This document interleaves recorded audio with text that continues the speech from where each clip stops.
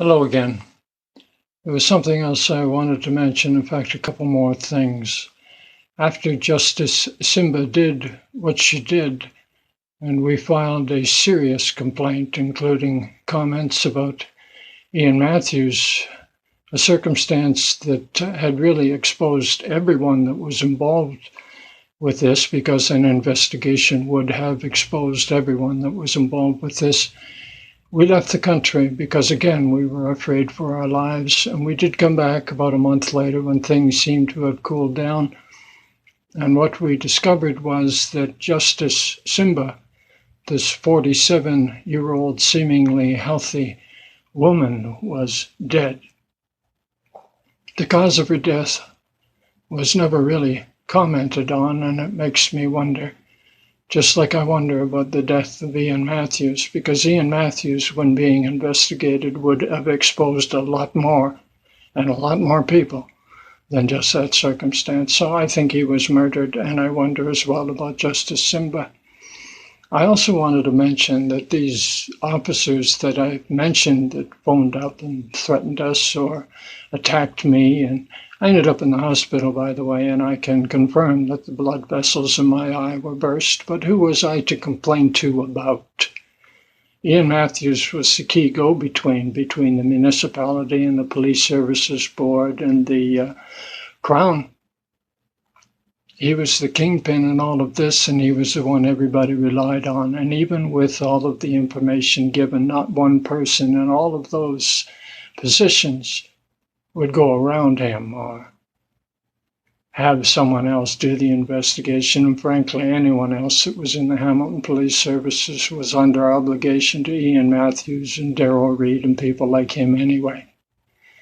This is much bigger than finding one person. This is the psychological mindset of the Hamilton Police Service, virtually all of them. Because as I said, any one of them who don't stand up and say anything about this are participating in it. And it's just that simple. Over the years, police came to our door and they would knock lightly and call my name out any time of the day. They would whoop their horns when they went by. This is supposed to be Canada. Now, once again, I'm serious about this. The police are going to have to do something to us directly in order to stop us. And unless you stand up and help, it's going to happen. But frankly, we've lost our careers. Donna and I both have lost our careers. We've lost our friends. We've lost our support. We've lost everything. Financially, we're in trouble. Lawyers want $50,000 down just to even start the case. But that's what it's like here.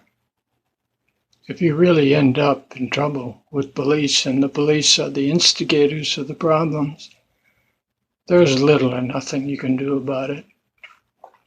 They overrule rule of law. They overrule and frighten the judges and the lawyers here. They are in breach of their contracts, and that's what our court case is going to be about.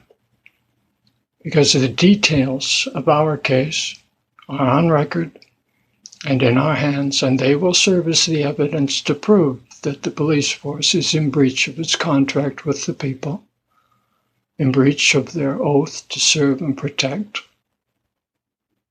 And that means that they have no integrity and they are not trustworthy. And we talk about how bad it is in third world countries.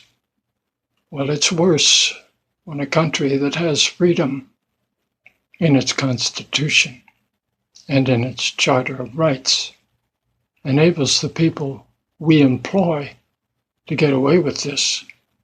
And I want you to think long and hard about this. Now, we are available to speak to anyone about this. Anyone who wants to join in, please contact us at reclaimham@gmail.com, because I want Hamilton back.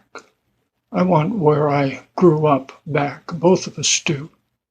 We want our country back, our province. And if you don't think it belongs to the people, then you're not worth your salt either. So I challenge you, just make that phone call. Let them know that you want this exposed completely. You want absolute transparency, and you want it fixed. I'll be talking to you again. Thank you.